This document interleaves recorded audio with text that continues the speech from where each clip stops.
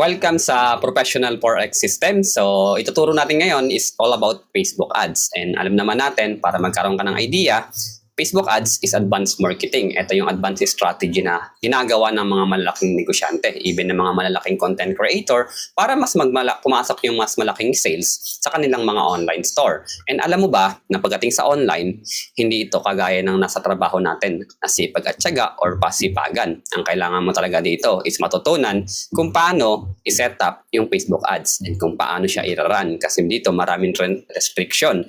And halos karamihan ng mga nag-run ng Facebook ads, hindi nila alam kung paano to i-set up ng tama.